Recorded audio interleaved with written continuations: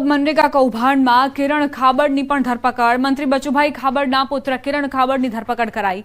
પોલીસે ફરાર મંત્રી પુત્ર સહિત 4ની ધરપકડ કરી।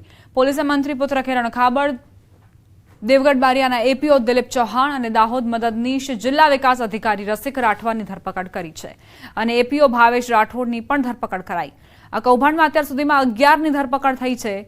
આ કૌભાંડમાં મંત્રીના બંને પુત્રોને પણ પકડવામાં આવ્યા છે। અગાઉ મંત્રી બચુભાઈ ખાબડના પુત્ર બળવંત ખાબડ સહિત તત્કાલીન ટીડીઓ દર્શન પટેલને પણ સકંજામાં લેવામાં આવ્યા છે। હાલમાં બંને આરોપીઓના રિમાન્ડ પર છે। મનરેગા કૌભાંડ મામલે કાર્યવાહીનો દોર દાહોદમાં યથાવત છે। વધુ એક એજન્સીના માલિકની ધરપકડ।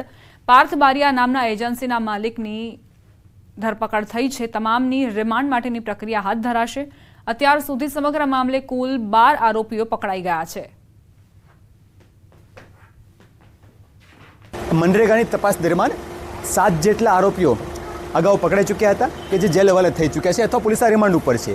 આજરોજ 4 જેટલા અન્ય આરોપી, જેમાં કિરણ ખાબડ કે જે એજન્સીના પ્રોપરાઇટર છે, દિલીપ ચૌહાણ કે જે એપીઓ તરીકે કામ કરતા હતા, આર.કે. રાઠવા જે તત્કાલીન ટીડીઓ હતા અને પાર્થ બારિયા કે જેઓ એજન્સીના ઓનર તરીકે કામ કરતા, આ 4 લોકોને અટક કરવામાં આવેલી છે। દાહોદમાં મનરેગા કૌભાંડમાં એક બાદ એક નવા પ્રકરણ ખુલી રહ્યા છે। ત્યારે દેવગઢ બારિયા અને ધાનપુર બાદ હવે સિંગવડ તાલુકાના ભૂતખેડીમાં ભ્રષ્ટાચાર પરથી પડદો ઉઠી રહ્યો છે। ભૂતખેડી ગ્રામ પંચાયતમાં મનરેગા યોજના હેઠળ સ્ટોન બંધના કામો શરૂ કરાતા ચર્ચાનો વિષય બન્યો। અધિકારીઓ જણાવે છે કે સ્ટોન બંધ જેવી કોઈપણ યોજનાની વહીવટી મંજૂરી આપવામાં આવી નથી, પરંતુ તપાસ કરતા જાણવા મળ્યું કે એક જ દિવસમાં અલગ અલગ સર્વે નંબરમાં 7 જેટલા સ્ટોન બંધની કામગીરી કરવામાં આવી। ન્યૂઝ 18 ગુજરાતીની ટીમે સ્થળ પર તપાસ કરતા ચોંકાવનારા ખુલાસા થયા।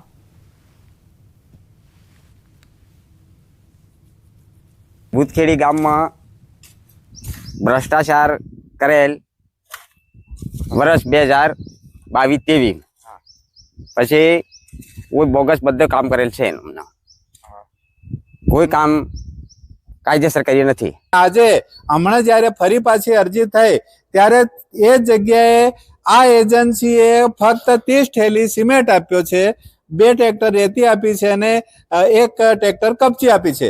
તો આ બધું અત્યારે કેમ કરવામાં આવી રહ્યું છે? આ 2022-23ની જે કામ છે એ મંજૂર થયેલું છે। એટલા બધા સર્વે નંબરોનો ઉપયોગ કર્યો કે 5 સ્થળ પર કામ જ નથી અને વર્ક ઓર્ડર કાઢીને માત્ર કાગળ પર જ એજન્સીઓ અને કર્મચારીઓ દ્વારા જે ભ્રષ્ટાચાર કરવામાં આવ્યો છે તેની સાચી તપાસ થવી જોઈએ। પ્લસ ખેડૂતોને પૂરતા પ્રમાણમાં એમનો ન્યાય મળ્યો નથી, એમનો ન્યાય મળવો જોઈએ અને તપાસ થવી જોઈએ અને અધિકારીઓને કડકમાં કડક જે સજા થવી જોઈએ। કારણ કે 2 કે 3 પંચાયત છે, એક તો ભૂતખેડી છે એમાં અને બીજી બી 2-3 પંચાયત છે। તપાસ ટીમની નિમણૂક કરેલી છે, એ તપાસ કરીને પછી રિપોર્ટ સબમિટ કરે છે એટલે જિલ્લા કક્ષાએ સબમિટ કરવા।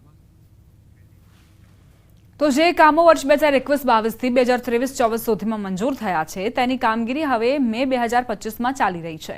તેથી દેવગઢ બારિયા અને ધાનપુર ખાતે ફરિયાદ નોંધાયા બાદ આ એજન્સીઓ પોતાની ભૂલ સંતાડી અને કામગીરી બતાવવા માટે હવે કામગીરી કરી રહી છે। તેમાં પણ લાલિયાવાડી ચાલી રહી છે।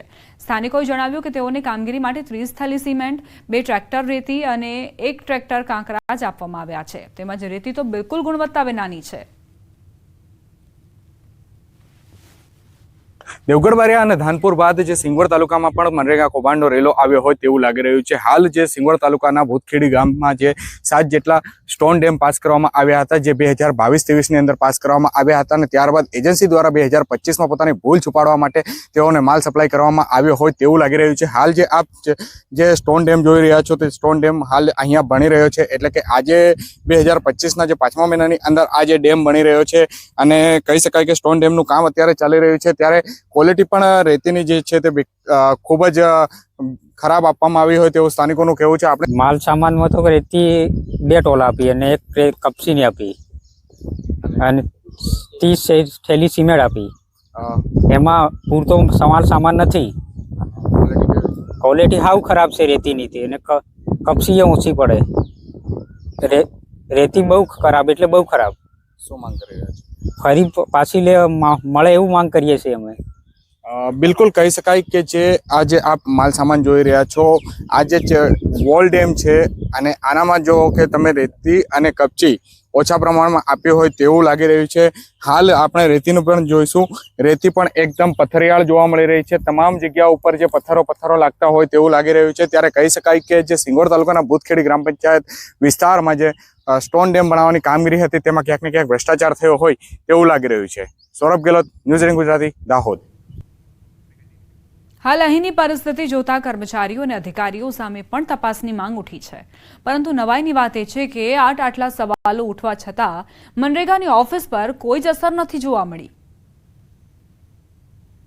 ન્યૂઝ 18 ગુજરાતીની ટીમ જ્યારે સિંગવડ તાલુકાના જે તાલુકા પંચાયત કચેરી ખાતે ભૂતખેડીમાં જે સ્ટોન બંધને લઈને ભ્રષ્ટાચારની બૂમો ઉઠી હતી તેને લઈને વાત કરવા માટે જ્યારે મનરેગા શાખામાં આવ્યા હતા ત્યારે હાલ જે દ્રશ્યોમાં જોવા મળી રહ્યું છે કે મનરેગા શાખામાં એક પણ કર્મચારી હાજર નથી. મનરેગા શાખામાં સવારથી લઈને કોઈ પણ નથી આવ્યું તેવું એક કર્મચારીનું કહેવું છે અને હાલ તે કર્મચારીએ પોતાનું નામ આપવાની ના પાડી છે, પરંતુ તેઓનું કહેવું છે કે મનરેગા શાખામાં કોઈ પણ વ્યક્તિ આવ્યું નથી સવારથી લઈને.